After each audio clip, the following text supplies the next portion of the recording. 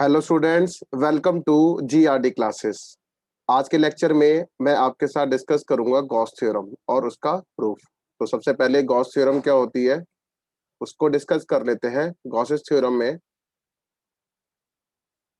अगर मेरे पास कोई भी एक गॉसियन सरफेस है जिसके अंदर एक चार्ज क्यू रखा हुआ है, let us suppose this is our Gaussian surface. तो इस चार्ज की एक प्रॉपर्टी है कि ये charge radially outwards all possible direction में जा सकता है। अगर मैं देखूं तो ये वाला जो चार्ज है इसकी पॉसिबिलिटी ये है कि ये इस डायरेक्शन में जा सकता है, ठीक है, ये इस डायरेक्शन में जा सकता है, ये इस डायरेक्शन में जा सकता है, ये इस डायरेक्शन में और ये इस डायरेक्शन में जा सकता है। तो मेरे कहने का मतलब है कि ये ऑल पॉसिबल डायरेक्शन में मूव कर सकता है। तो ऑल पॉसिबल डायरेक्शन में अगर ये मूव कर सकता है तो उस बात को ध्यान में रखते हुए मैंने क्या किया, मैंने इस वाले चार्ज को एक डायरेक्शन में दिखा दिया और ये इलेक्ट्रिक फील्ड ई दिखा दिया।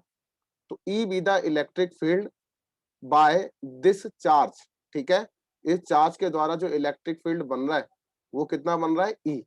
अगर ये गॉसियन स्फेरिकल सरफेस मानी है, ये अगर एक गॉसियन स्फेरिकल सरफेस है तो स्फेरिकल सरफेस में ये चार्ज क्यों रखा हुआ है।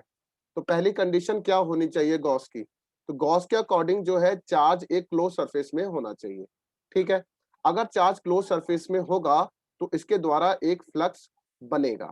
तो ये अगर सरफेस एस है तो इतने हिस्से में जो फ्लक्स इंड्यूस हुआ है, तो ये जो हिस्सा है ये मैंने थोड़ा येलो कलर से दिखा दिया। तो ये वाला जो हिस्सा है ये स्मॉल एलिमेंट है इसका, सरफेस एस का। अगर ये हिस्सा स्मॉल एलिमेंट है किसी एस सरफेस का तो इसका नॉर्मल इस डायरेक्शन में होगा और डीएस जो है ये नॉर्मल की डायरेक्शन में ही एरिया वेक्टर माना जाता है, ठीक है। तो कहता है कि जो टोटल फ्लक्स बना इस चार्ज के द्वारा, इसका रेडियस आर है, तो कहता है total flux within a closed surface is equal to 1/epsilon naught times the total charge enclosed by it। तो टोटल फ्लक्स जो बना किसी भी चार्ज के द्वारा किसी क्लोज सरफेस में वो 1/epsilon naught times the total charge होता है। तो कहता है ये जो टोटल फ्लक्स है उसे मैं फाई से रिप्रेजेंट करूंगा और ये जो है 1/epsilon naught times the total charge. अब टोटल चार्ज यहाँ पर कितना है, क्यू की बराबर। तो दिस इंप्लाइज जो फ्लक्स बना वो किसकी बराबर बना, क्यू बाय एप्सिलॉन नॉट। तो ये तो मेरा था इसका डेफिनेशन के साथ मैंने यहाँ पर एक मैथमेटिकली एक फॉर्मूला लिखा है। तो phi equals to Q by epsilon naught की बराबर है। अगर ये वाली बात आपको क्लियर होती है तो अब मैं इसका प्रूफ समझाता हूँ। प्रूफ में मैंने क्या करा है कि एक गॉसियन सरफेस बनाई है इस तरीके से, this is proof of Gauss theorem. अब ये गॉसियन स्फेरिकल सरफेस मान ली मैंने, ठीक है। अब चार्ज जो क्यू है वो with in this close surface रखा है। अब मैंने क्या किया कि यहाँ पर इसका रेडियस मैंने आर बना दिया। अगर यहाँ पर आर बी द रेडियस और इलेक्ट्रिक फील्ड जो है वो रेडियली आउटवर्ड्स डायरेक्शन में है और ये जो गॉसियन सरफेस पर जो चार्ज है वो इस तरीके से है रखा हुआ है, ठीक है, पूरी सरफेस पर ऐसे है। तो अगर ये गॉसियन सरफेस बनाई है तो अब इतना स्मॉल एलिमेंट ले लेंगे और ये जो स्मॉल एलिमेंट है वो in the direction of electric field that is an cap, ठीक है ना। तो इसी डायरेक्शन में ये स्मॉल एलिमेंट डीएस हो जाएगा। अब डीएस और इलेक्ट्रिक फील्ड के अंदर जो एंगल बनता है वो 0 डिग्री का होगा क्योंकि दोनों पैरेलल है। तो कहता है कि लेट अस कंसीडर, अब ये जो सरफेस है ये एस है, तो कहता है let us consider a Gaussian surface. अब गॉसियन कैसी सरफेस है, स्फेरिकल सरफेस है। Gaussian spherical surface of radius R. अब मुझे ये पता चल गया कि जो स्फेयर है उसका जो रेडियस है वो आर की बराबर है। तो late us consider a Gaussian spherical surface of radius r। इसके बाद सेकंड पॉइंट क्या लिखेंगे? सेकंड पॉइंट में लिखेंगे electric field lines are, electric field lines are radially outwards, radially outwards. तो इलेक्ट्रिक फील्ड लाइन जो है वो रेडियली आउटवर्ड्स डायरेक्शन में। थर्ड पॉइंट, ऐसे ही आप सिस्टमैटिक वे में लिखेंगे तो आपको मजाल है कि आपका आधा नंबर भी कट जाए।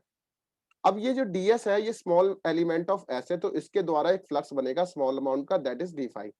तो कहता है ds be the small element of surface s, then the flux through small element। अब इस स्मॉल एलिमेंट के द्वारा जो फ्लक्स बना है वो कितना बना है? तो देखिए स्मॉल एलिमेंट के द्वारा जो फ्लक्स है दैट इज d5 बनेगा। अब ये d5 किसकी बराबर है? ई D S cos of theta, E D S cos of theta की ये बराबर है। अब यहां पर जो थीटा की वैल्यू है वो 0 डिग्री है, ठीक है, क्योंकि इलेक्ट्रिक फील्ड जिस डायरेक्शन में है उसी डायरेक्शन में ds है और उसी डायरेक्शन में नॉर्मल है, तो थीटा की वैल्यू यहाँ पर 0 हो जाएगी। तो d5 जो बन जाएगा that is E D S cos of 0 and you will get d5 which is equal to E D S. Clear? अगर यहां तक क्लियर होता है तो बेटा टोटल फ्लक्स के लिए अब हम इसे इंटीग्रेट कर देंगे। कहता है for total flux integrate both side, integrate both sides. अगर मैंने इसे बोथ साइड्स इंटीग्रेट कर दिया तो बेटा ये d5 हो जाएगा और इसे इंटीग्रेट करके eds बन जाएगा। ओके, अब इलेक्ट्रिक फील्ड तो थ्रू आउट कॉन्स्टेंट है, तो ds को मैं यहां पर इंटीग्रेट करूंगा। ds क्या है? ये स्मॉल एलिमेंट है s का और ये स्फेरिकल सरफेस के ऊपर मैंने एक स्मॉल एलिमेंट बनाया है। तो स्फेयर का हम एरिया लेंगे तो यहाँ पर e तो e ही रहेगा, लेकिन ds जो है वो 4 पाई r स्क्वायर बन जाएगा। क्लियर? अब इलेक्ट्रिक फील्ड किसकी बराबर है? 1/4 pi epsilon naught q by r square. Electric field का फॉर्मूला यही है। अब इसको मल्टीप्लाई कर देंगे 4 पाई r स्क्वायर से, तो 4 पाई से 4 पाई कैंसिल हो जाएगा और r स्क्वायर से r स्क्वायर कैंसिल हो जाएगा, then you will get q by epsilon naught. तो इस तरीके से मैंने फ्लक्स को जो क्वांटिटी बन रही है वो q बाय एप्सिलॉन नॉट की बराबर आती है और यही हमारा गॉस थ्योरम का प्रूफ है। तो इस तरीके से हमने क्या करा है? गॉस थ्योरम का प्रूफ और गॉस थ्योरम की डेफिनेशन। आई होप कि ये आपको क्लियर होता है। Thank you very much.